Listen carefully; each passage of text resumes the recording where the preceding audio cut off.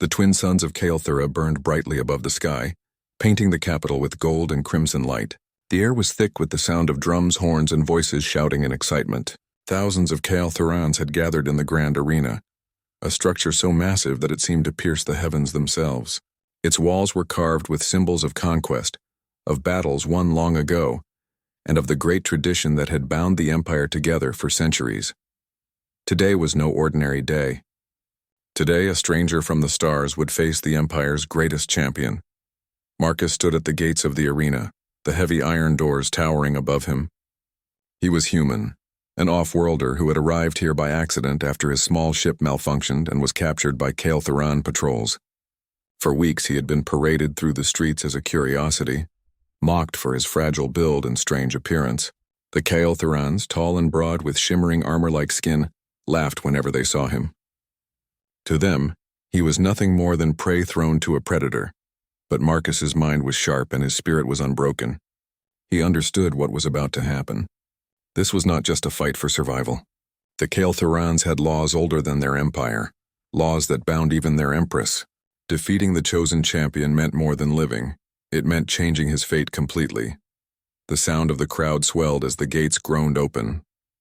Marcus stepped forward into the arena, his eyes adjusting to the blinding sunlight. Sand crunched beneath his boots. He could feel the vibration of the crowd's energy through the ground itself. All around him, alien faces stared down, painted with excitement, contempt, and hunger for blood. At the far end of the arena stood the champion. His name was Korvac, and he had never been defeated. Towering at nearly 8 feet tall, his body was a wall of muscle and hardened carapace. His arms carried a massive blade, heavy enough that most men would not even lift it. But Korvac swung it as though it weighed nothing. His name was spoken with both fear and pride throughout the Empire, and above it all, watching from the imperial dais, sat Empress Zera. She was tall and regal, her crimson eyes sharp as blades. Adorned in flowing ceremonial robes, her very presence commanded silence. At her side stood her attendants, maids trained not only to serve but also to advise and protect. Her expression betrayed nothing, though deep inside, curiosity burned. Could this human last more than a heartbeat against her champion?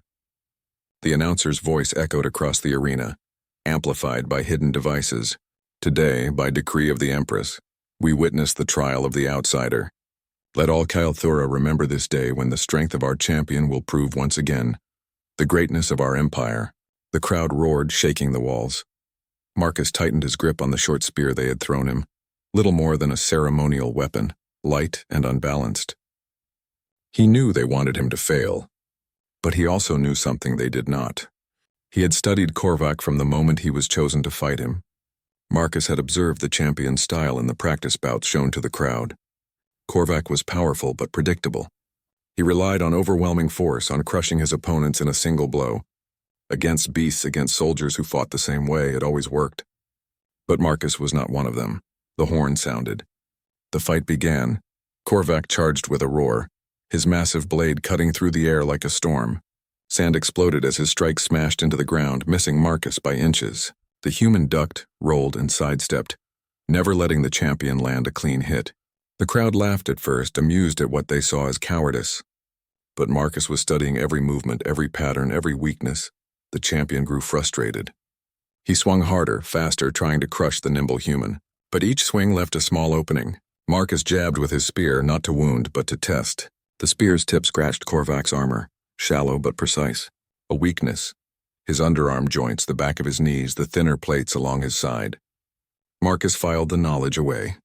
Minutes passed. The laughter of the crowd faded into murmurs. Why had the human not fallen? Why was he still standing, still moving?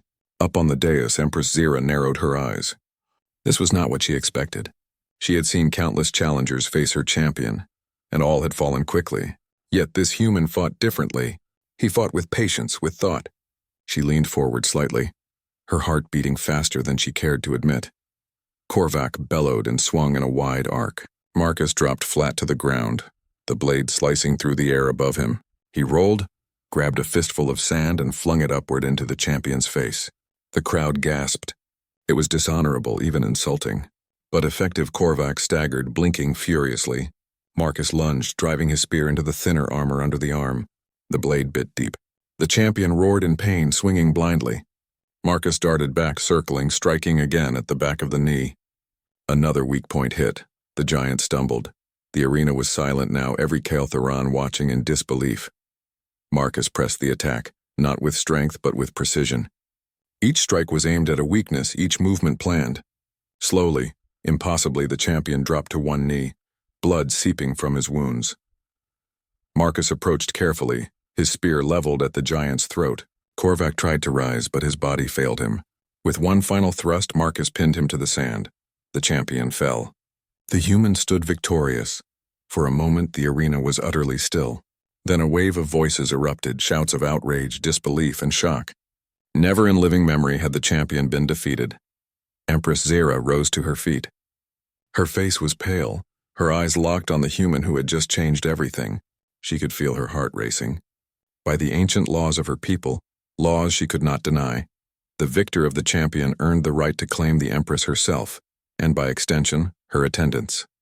She clenched her fists under her robes. It was unthinkable.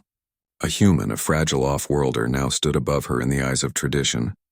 But the law was clear and she was bound by it. Marcus raised his spear not in arrogance but in quiet determination. He had not fought for glory nor for power but for survival, yet in doing so he had won far more than his life. Above, Zera's maids exchanged worried glances.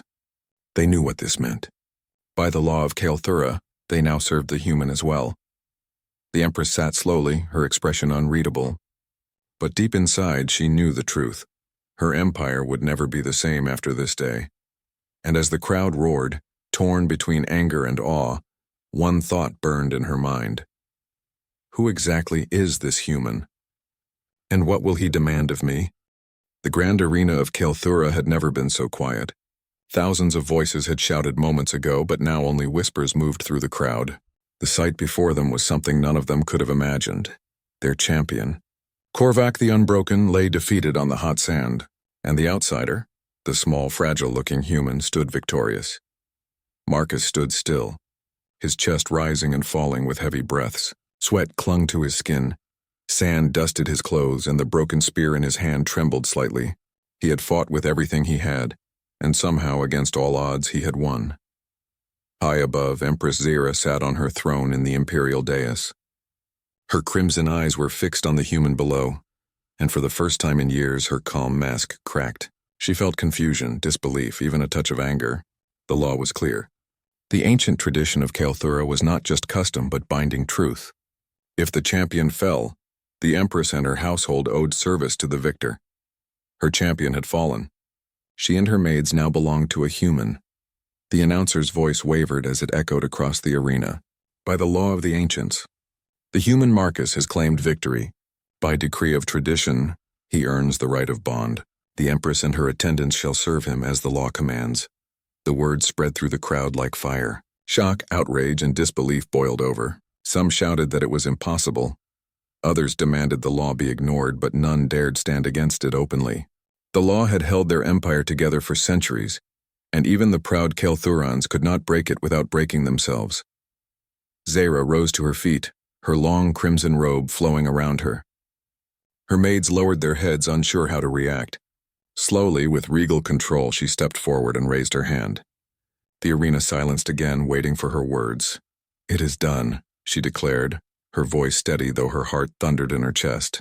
"The human has won. We are bound." The crowd erupted again, this time with a mixture of cheers and angry shouts. Marcus looked up, meeting Zera's eyes from far below. He saw no kindness there, only fire. She hated this law. She hated him for forcing it upon her. But he also saw something else: strength, pride, and perhaps a hint of curiosity.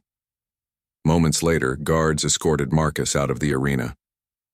He was taken not to a cell as he had expected, but to the palace itself. His footsteps echoed through towering halls carved of black stone and lined with banners of conquest. Alien eyes followed him wherever he walked, soldiers glaring, servants whispering, nobles sneering. At last he was led into a great chamber filled with golden light. There Empress Zera awaited him, seated on a smaller throne than the one in the arena, but no less impressive. Her maids stood behind her. 6 of them in total, each tall, elegant, and dressed in flowing silver garments. Their eyes studied Marcus carefully, as though measuring the man who now held their fate. The guards bowed and left. The doors closed. Silence filled the chamber. Zara rose slowly and approached Marcus. Her presence was overwhelming, her height casting a shadow over him. She spoke with calm, deliberate words. "By our law, I am bound to serve you. So too are my attendants. But know this, human." Kael'thura bows to no one. "Do not think this victory makes you my master." Marcus shook his head. His voice was quiet but firm. "I don't want to be your master. I only wanted to live." The words surprised her. For a moment she blinked, unable to understand. Any Kael'thuran in his place would already be demanding power, wealth, and obedience. Yet this human asked for none of it. "Then why fight?" she asked, her voice sharper now. Marcus lifted his broken spear slightly. "Because I had no choice. You put me in the arena. I survived." The answer was simple, yet it carried a weight she could not ignore. Her maids exchanged glances, whispers passing between them. One of them, a tall woman with pale blue markings on her face, stepped forward and bowed slightly. "Empress, the law binds us, but perhaps it is not as shameful as it seems. The human, he shows restraint." Zara turned a cold glare toward her maid, and the woman fell silent, bowing her head again. But deep down, Zara knew her maid was not wrong. Still, she would not yield easily. That night, Marcus was given a chamber within the palace. It was grander than anything he had ever known. High ceilings, walls of polished stone, and soft bedding woven from alien silks. Yet he could not sleep. He kept thinking about the fight, about the look in the Empress's eyes, and about what would come next. The following day, Zara tested him. She sent him challenges disguised as requests. One moment she demanded he speak before her court of nobles. The next, she sent him to the training yards to face seasoned warriors. Each time Marcus surprised her. He did not seek to dominate or humiliate, but he never let himself be humiliated either. In the court, when nobles mocked his size and weakness, he answered with calm words that silenced their laughter. In the training yard, when warriors sought to break him, he used wit and agility to avoid defeat. Each test left Zara unsettled. She had expected arrogance or cowardice or collapse under pressure. Instead, she saw a man who carried himself with quiet strength. Her maids began to notice too. They watched him closely, and day by day, their suspicion turned into something else: respect. One evening, as Zara walked through her gardens, she found Marcus sitting quietly under a tree, staring at the alien sky. She approached him without speaking at first. The silence between them was heavy, broken only by the gentle sound of flowing water nearby. Finally, she asked, "Do you know what your victory means?" Marcus looked at her calmly. "It means I survived. That's all." She shook her head. "No, it means you have changed everything. My people see you as both a threat and a symbol. Some will bow to you. Others will seek your death, and I—" She hesitated, then forced the words out. "I'm bound to you by law. Do you understand the weight of that?" Marcus looked at her for a long moment before answering. "I understand more than you think. And I don't want chains on anyone. Not on you. Not on your maids. I only want to find a way to live in peace." For the first time since the arena, Zara's stern mask cracked. She felt something stir inside her, a strange mix of frustration and admiration. Peace. Her people had never valued such a word. Strength, conquest, dominance, those were the pillars of Kael'thura. Yet here was a man who had defeated her champion, and yet asked for nothing but peace. That night, Zara could not sleep. She stood by her window looking down at the palace grounds, thinking of the human. His victory had bound her by law, but his words, his actions were beginning to bind her by something else she could not name. Far below in his chamber, Marcus also lay awake. He knew the challenges ahead were only beginning. He had gained survival, but survival came with new dangers. Nobles plotted, soldiers whispered, and even the Empress herself was a storm he could not predict. But one thing was clear. His life was no longer his alone. By law, by tradition, by victory, he now carried the fate of the Empress and her maids as well. And somewhere in the silence of the alien night, Marcus whispered to himself, "I'll prove to them." I'll prove that a human can be more than they think. The shadows deepened and the city of Kael'thura slept uneasily, knowing that everything had changed. The palace of Kael'thura was built on stone and pride. Its towers reached into the twin suns. Its walls glowed with the wealth of an empire, and its halls echoed with the footsteps of those who believed themselves above all others. Yet inside these same halls now walked a human, Marcus, whose very presence made nobles whisper and guards grind their teeth in anger. For weeks, Marcus had lived under the shadow of the law that bound Empress Zira and her attendants to him. He had expected open rebellion or even assassination attempts, but instead he found something stranger. The Kael'thuran court watched him like hunters stalking prey, waiting to see if he would stumble. Every step he took, every word he spoke was judged. Zira herself carried the greatest weight. To appear weak before her nobles was dangerous. To serve Marcus was humiliating. But the law was older than her crown, and if she defied it, her own people would tear her down. So she obeyed, though she obeyed with fire in her eyes. One morning, Marcus was summoned to the council chamber. Zira was already there, seated at the long black stone table. Around her sat the lords and high officers of the empire. Their tall forms gleamed with armor and jewels, their eyes sharp and unkind. Lord Veyrak, broad-shouldered with a scar across his jaw, stood. His voice was loud, dripping with disdain.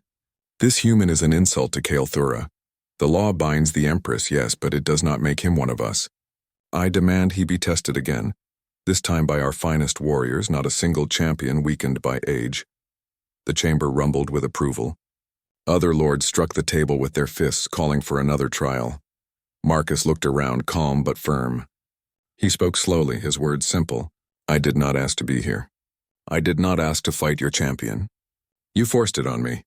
I survived. And now you ask me to prove myself again?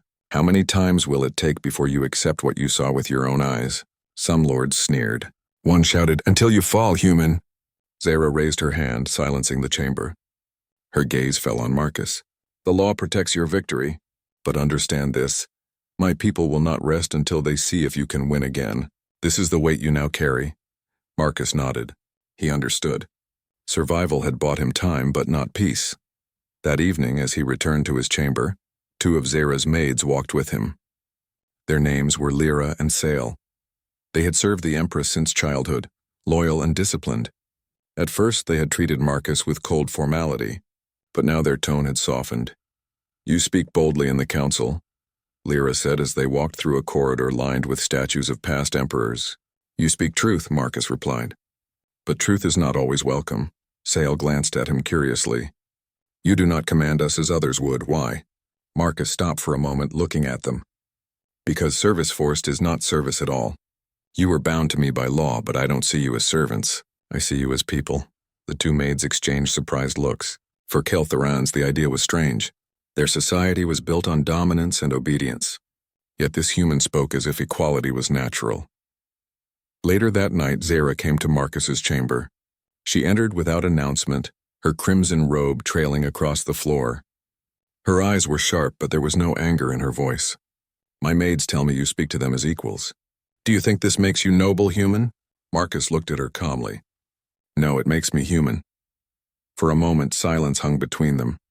Then Zira stepped closer, her voice low. You are changing them. My attendants, my court, even me. They begin to question. And when Kael'thurans question, they grow restless. Do you realize what you are doing? Marcus met her gaze. I'm not trying to change anyone, but if they see something worth changing in, then maybe it's because the way things are isn't the only way. Zira turned sharply, her robe sweeping as she left. But her mind was troubled. The human's words echoed in her thoughts long after she returned to her own chamber. Days passed and whispers grew louder in the court. Some nobles admired Marcus's cleverness. Others despised him more. Lord Veyrak gathered supporters, spreading word that Marcus's victory was nothing but luck. Plans of a rematch began to form. Meanwhile, Marcus continued to live in the palace, watched constantly by Zira and her maids. Slowly he learned about Kael'thuran culture. He saw the harsh training of their soldiers, the rigid rules that bound their society, the endless drive for conquest. He also saw the cracks. Servants worked with fear in their eyes. Children trained for war before they could even speak their full language. Nobles schemed against each other as much as they fought outsiders. One evening, Marcus sat in the library, reading through records of Kael'Theran history. Lyra brought him water while Sael watched from the shadows. He spoke aloud almost to himself. An empire built on fear will always fear itself. Lyra tilted her head. What do you mean? Marcus set down the scroll. You fight to show strength. You rule by conquest. But deep down, all of you are afraid of weakness, afraid of losing power, afraid of peace. Because peace would mean asking who you are without war. The word struck the maid deeply. She said nothing more, but later, when she served Zera, her thoughts lingered on the human's voice. The next day, the Empress called Marcus to her private garden.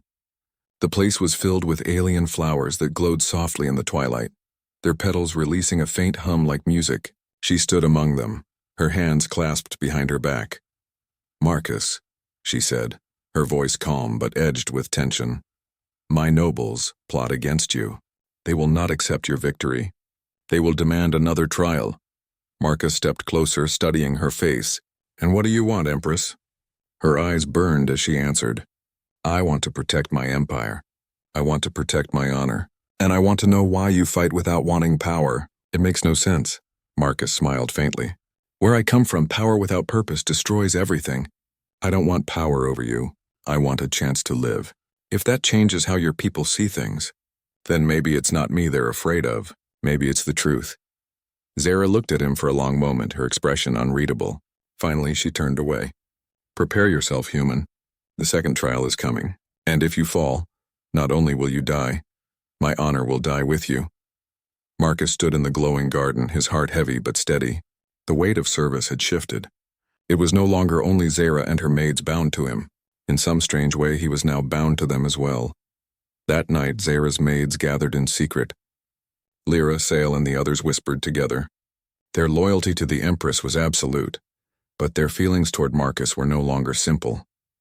He is not like us, Sael said softly. No, Lyra replied, but maybe that is why he sees what we do not. Another maid, stern and cautious, shook her head. Be careful. If he falls in the next trial, all of this will mean nothing. The nobles will use it to crush both him and the Empress. Silence followed, heavy with fear. But deep in their hearts, each of them wondered the same thing. Could the human truly change Kael'Thera? And if he could, what would it cost them all? Far above the city, the twin moons rose together, bathing the Empire in pale light. Marcus stood at his window, staring out into the alien sky. The sound of distant drums echoed across the night. Drums of preparation, drums of war. He clenched his fists. The weight of survival had grown heavier than ever. He carried not only his own life, but the honor of an empress, the loyalty of her maids, and the burning eyes of an entire empire. And somewhere deep inside, he knew this was only the beginning. The grand arena of Kael'Thera was alive again. Its walls shook with the sound of drums, horns, and thousands of alien voices calling for battle. The people had gathered not only for spectacle, but for judgment. For them, the first victory of Marcus the Human had been shocking, unbelievable. Many called it chance. Others whispered it was trickery. Lord Veyrak, proud and ambitious, had fanned their anger into fire. Now the outsider would fight again, not against one champion, but against 3 of the Empire's finest warriors. If he fell, the law that bound Empress Zera and her maids to him would be broken, and the shame of his first victory would be washed away. But if he won, the law would stand even stronger. Marcus stood at the gates of the arena once more, his hand resting on the short blade they had given him. It was not much, lighter than the heavy weapons of the Kael'Therans, but sharp enough to kill. His heart pounded, but his mind was steady. He had trained every day since the first trial. Though his body was not as powerful as the aliens around him, he had learned to use speed, precision, and the smallest mistakes of his opponents. He knew he could not fight them with strength alone. He closed his eyes for a moment, breathing deeply. Then he opened them as the gates began to rise. Light burst into the corridor, and the roar of the crowd struck him like a wave. He stepped forward onto the sand, feeling its heat beneath his boots. Across the arena, 3 warriors waited. The first was tall and fast, carrying twin curved blades. His armor was light, built for speed. His name was Koral. The second was broad, a mountain of muscle with a hammer that glowed faintly with alien energy. His armor was thick, his steps heavy. His name was Brannick. The third was slender but dangerous, armed with a long spear tipped with black crystal. Her name was Sara, and her movements were sharp, her eyes cold. Together they were known as the Blades of Veyrak, elite warriors trained to fight as one. High above, Zara sat on her throne in the imperial dais. Her crimson eyes never left Marcus. Her heart was tight in her chest, though her face remained calm. She had seen the human spirit, his cleverness. But 3 trained warriors at once was beyond any fair fight. Still, she could not interfere. The law demanded trial. Her maid stood behind her, silent but tense. Lyra clutched her hands together, whispering under her breath. Sail bit her lip, her gaze fixed on Marcus. They had no power to aid him, yet they felt his struggle as if it were their own. The announcer's voice thundered. By demand of the council, by call of the people, we witness the second trial. The human Marcus shall face the Blades of Veyrak. Let this day prove strength and truth. The horn sounded. The trial began. Coral, the fast one, rushed first. His twin blades cut through the air like silver lightning. Marcus dodged, barely escaping the flashing steel. He rolled across the sand, feeling the sting of wind against his skin where the blade had nearly found him. Brannick moved next, swinging his glowing hammer. The ground cracked where it struck, sending sand flying. The crowd cheered at the display of power. Sara circled, her spear weaving patterns, her eyes cold and watchful. She did not strike yet. She was waiting. Marcus moved constantly, never standing still. He could not let them surround him. He darted to the side, forcing Coral to follow. He threw sand into the warrior's face just as he had done with Korvac before. But this time Coral had trained for it. He turned his head just in time, his blade cutting through the sand cloud harmlessly. He laughed, striking harder. Marcus barely parried with his short blade, the shock of the strike vibrating through his arm. He gritted his teeth. He could not fight them head-on. He needed to use their own strength against them. Brannick swung again, aiming for Marcus's chest. Marcus leapt aside. The hammer struck the sand where Coral had just stepped. The fast warrior stumbled, losing balance. Marcus struck quickly, his blade cutting across Coral's leg. Blood sprayed and Coral roared in pain. The crowd gasped, but Sara moved at last. Her spear lunged forward, the black crystal tip slicing across Marcus's arm. Pain burned, but he pulled back before it struck deeper. Blood now marked both him and his enemy. High above, Zara's fingers tightened around the arm of her throne. She wanted to rise, to shout, to stop the madness, but she could not. The law bound her as tightly as chains. She could only watch, her maids whispered to each other. He cannot survive 3, one said. He has to, Lyra answered fiercely. He must. Back on the sand, Marcus forced himself to breathe through the pain. He studied them. Coral was wounded, his speed slowed. Brannick was strong, but his heavy swings left him open. Sara was the most dangerous, patient, and sharp. They thought as one. But that meant if he broke their rhythm, they would falter. He moved toward Brannick, baiting the giant into swinging his hammer. At the last moment, Marcus dropped flat. The hammer missed and smashed into the ground near Sara, throwing her off balance. Marcus lunged, his blade cutting across her spear arm. The weapon slipped from her grasp, clattering into the sand. She hissed in fury.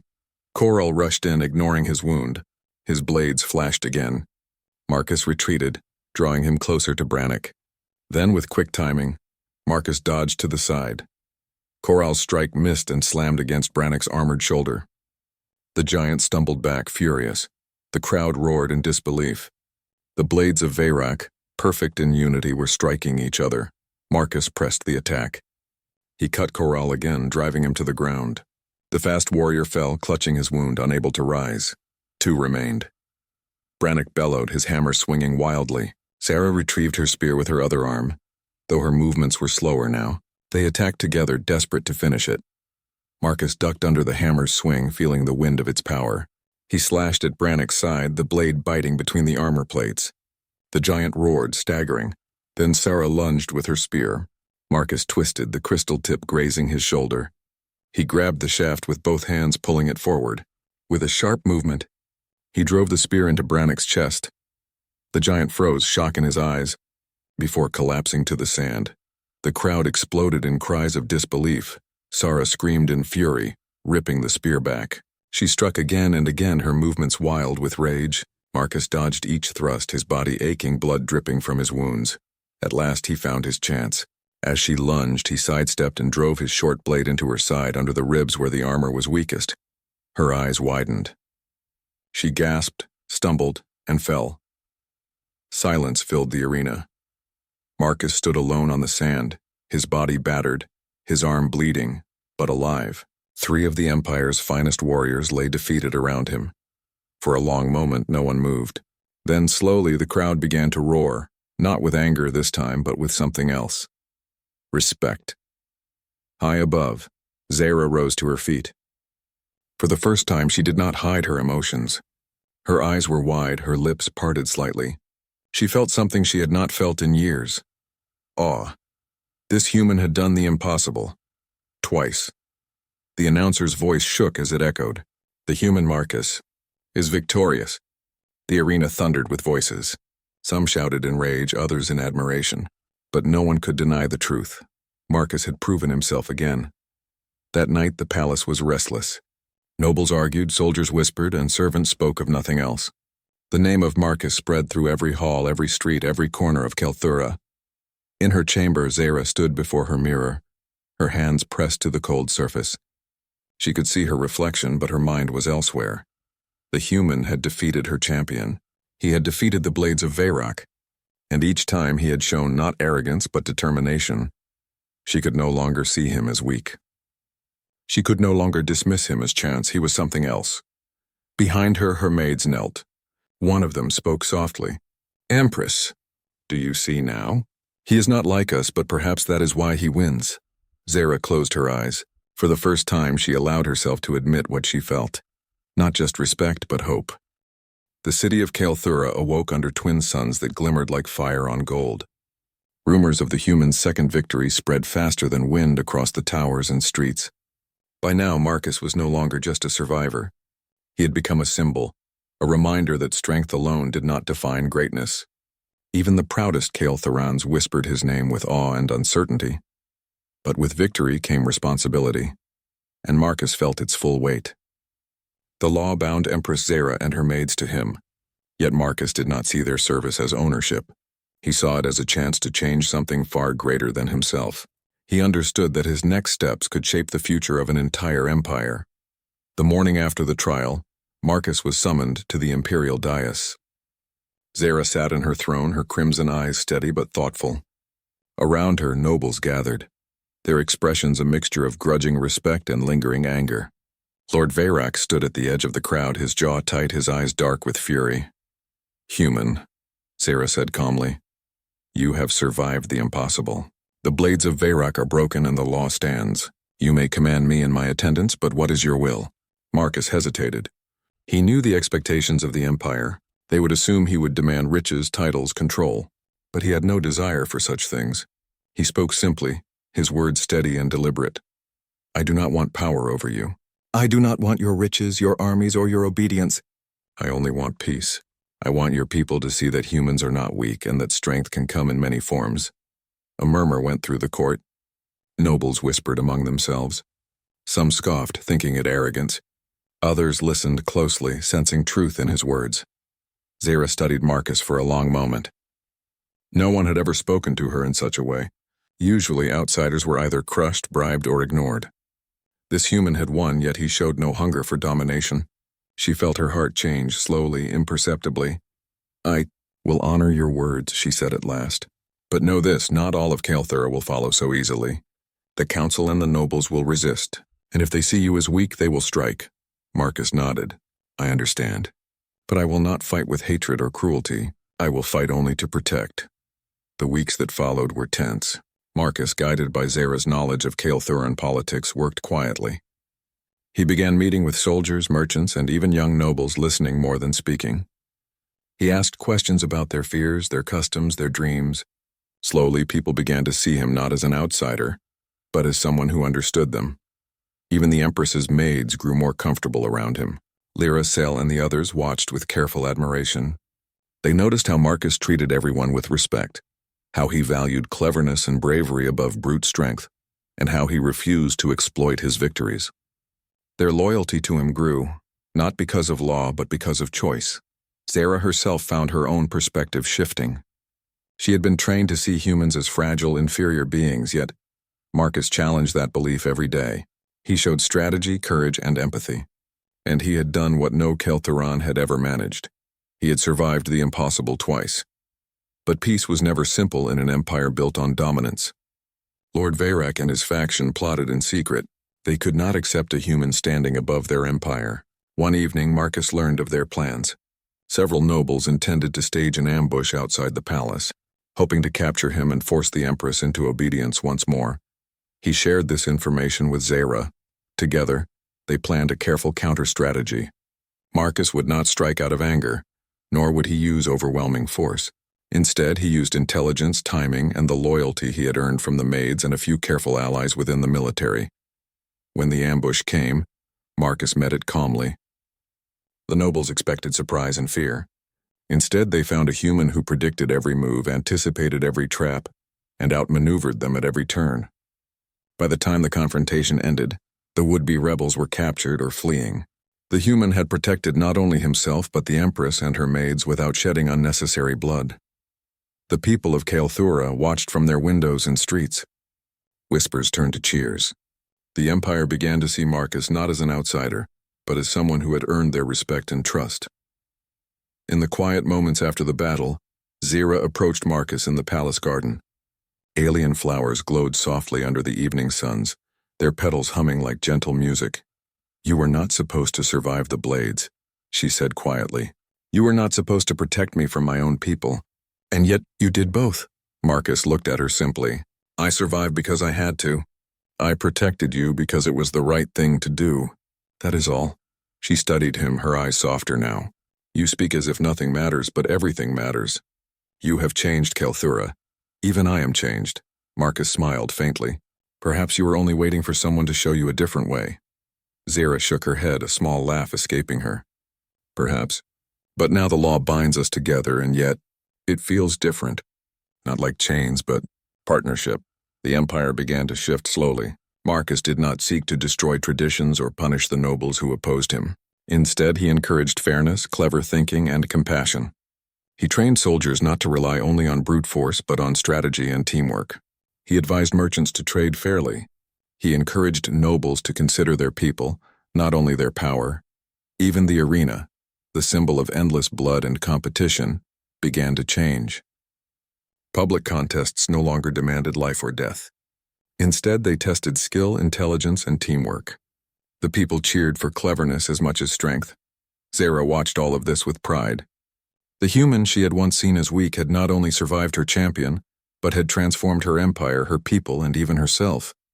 The Maids, too, saw it. They had served under law, but now they served under choice. They respected Marcus for his courage, his wisdom, and his fairness. Loyalty was no longer forced, it was freely given. The final test came months later, though it was not a battle in the arena.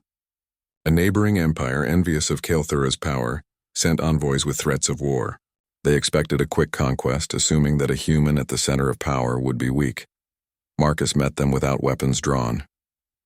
He listened to their demands and spoke calmly, reasoning with logic and understanding rather than intimidation. He offered solutions that protected Kelthura's interests while showing fairness to the outsiders. The envoys left, amazed at the cleverness and wisdom of a human they had expected to be weak and easily conquered. In that moment, the empire of Kelthura understood something fundamental. Humans were not fragile. Strength was not only in muscle or armor, but in intelligence, strategy, and character. Marcus had proven the HFY principle. Humanity could rise above expectation, survive against odds, and inspire respect even from the proudest of alien civilizations. One quiet evening, Marcus and Zera walked through the palace gardens. The twin moons cast silver light on their path. The Empress's attendants walked beside them, their eyes bright and loyal. "You have done more than survive," Zera said softly. "You have given Kelthura a new way to see itself. And you have changed me as well." Marcus shook his head humbly. "I only did what I had to. The rest, the Empire chose to see. You and your people made it possible." Zera smiled. For the first time, she felt free within the law that had bound her. She realized that true service was not obedience, but understanding, trust, and choice. She had served under law, but now she served with respect and admiration. not out of fear, but out of willingness, and the human, Marcus, had led them there without tyranny or cruelty. The city below was quiet now. Towers glimmered under moonlight, streets empty of the day's chaos. Yet everyone in Kael'thura felt the change, even those who had never met Marcus. A new future was beginning, one where strength was measured not only by power, but by wisdom, courage, and the heart. The law had been fulfilled. The Empress and her maids served, but in an unexpected way. Through respect and partnership, the human had created a legacy far beyond the arena. Marcus stood with Zera, the twin moons reflected in his eyes. For a moment silence held. Then he spoke quietly, almost to himself. "This is only the beginning." Zera nodded. Together they looked out over the Empire. Kael'thura had survived, grown, and changed. And all of it had started with a human who refused to be underestimated. In the end, the law was not broken, but transformed. What began as obedience became trust. What began as survival became inspiration. Humanity had proven itself not through domination but through courage, cleverness, and heart. And the Empire would never forget it.